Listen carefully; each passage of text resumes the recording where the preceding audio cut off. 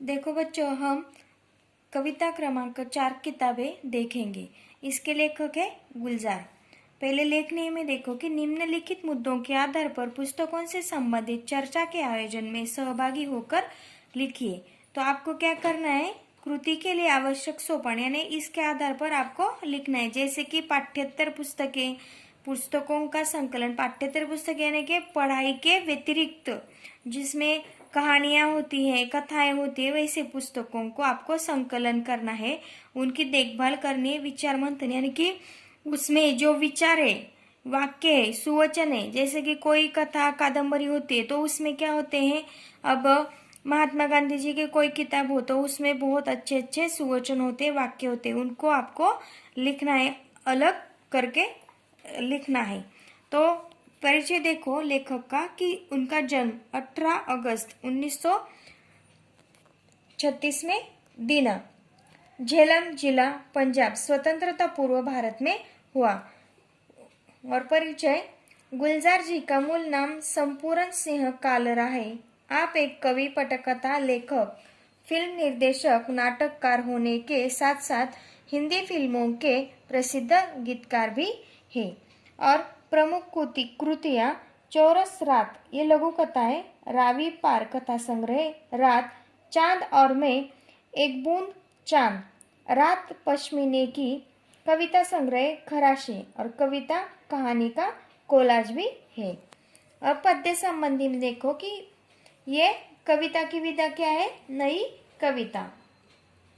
आधुनिक संवेदना के साथ परिवेश के संपूर्ण वैविध्य को नए शिल्प में अभिव्यक्त करने वाली काव्यधारा है।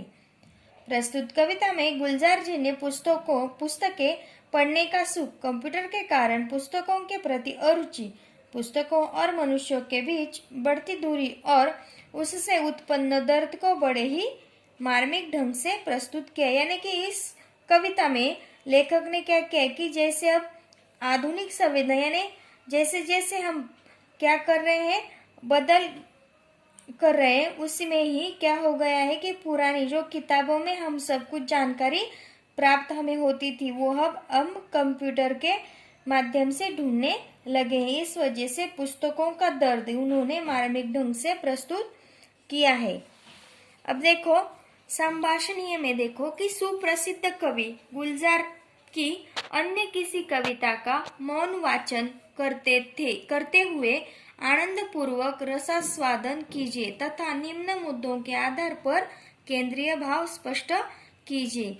यानी कि कवि गुलजार की कोई अन्य कविता आपको पढ़नी है और उसका रसास्वादन लिखना है, उसका विषय, उद्देश्य और भाव आपको लिखने हैं कि उस कविता का केंद्रीय भाव क्या है। जैसे कि इस कविता का केंद्रीय भाव क्या है, किताबों का दर्द, उसी प्रकार। और पठनीय में क्या है कि पाठ्यपुस्तक की किसी एक कविता का मुखर एवं मौन वाचन कीजिए। यानी कि इस पाठ्यपुस्तक में से कोई भी कविता आप पढ़िए।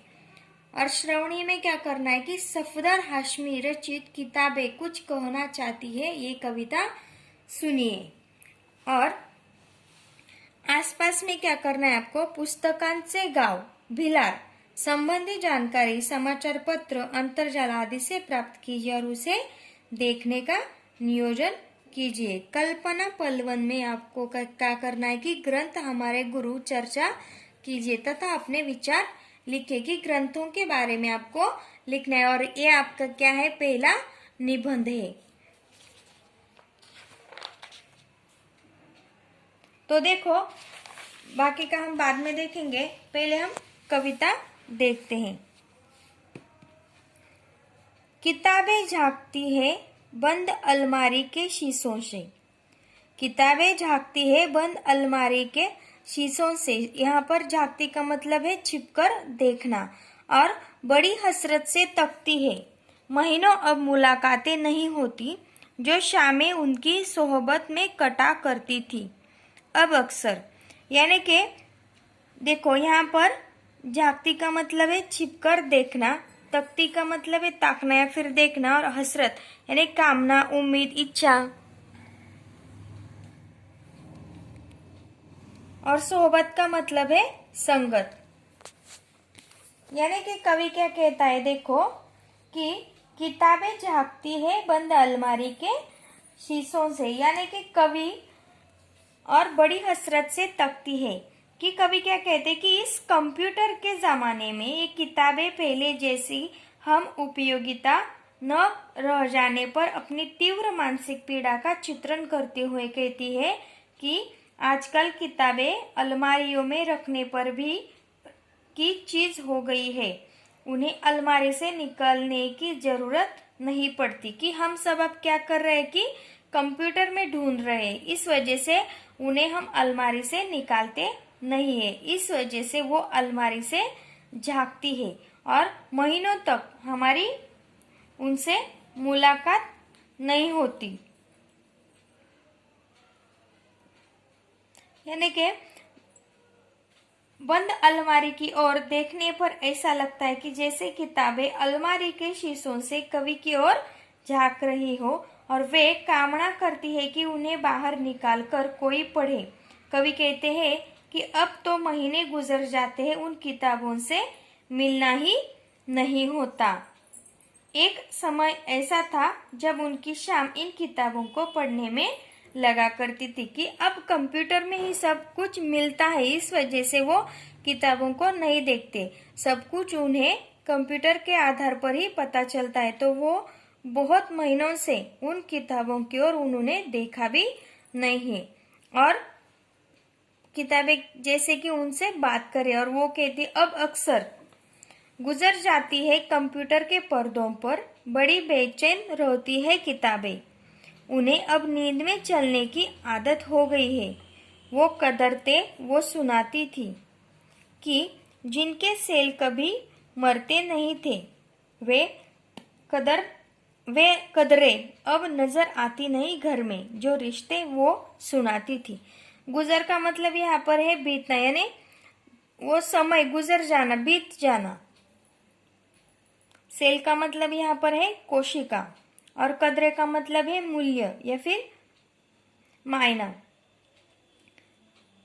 यानी कि कवि इस पंक्ति में आपको क्या कहते हैं कि कवि कहते हैं कि कंप्यूटर आने के पहले उनकी शाम किताबों में पढ़ने में बीता करती थी, पर जब अब कंप्यूटर आ गया है तो तब से वे कंप्यूटर ही पढ़ते और लिखते हैं, इसलिए उनकी शाम कंप्यूटर के पर्दे पर ही बीत जाती है।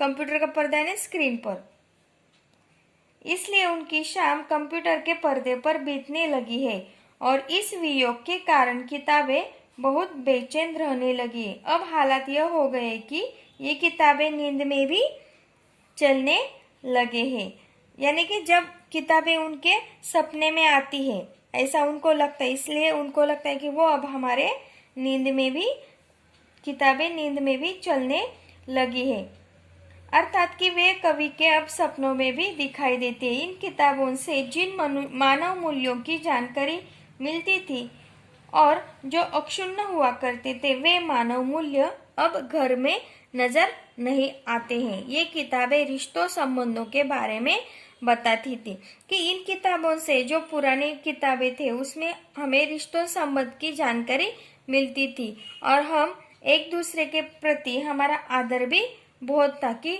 उन मानव मूल्यों की जानकारी भी हमें किताबों से मिलती थी। क्योंकि अगर हम कोई जानकारी प्राप्त करनी होती है, हम किताब पढ़ने लगेंगे तो एक जानकारी के साथ साथ हमें दूसरी जानकारी भी मिलती है। इस वजह से कवि को कहना पड़ता है कि कंप्यूटर की वजह से वो किताबें अब जैसे नींद में आती कि तुम मुझे पढ़ो, ऐसा कवि को लगता है। देखो पहला परिच्छेद हमने इस पद्मांश का पहला परिच्छेद देखा है, तो पद्मांश 2 और पद्मांश 3 हम बाद में देखेंगे। धन्यवाद।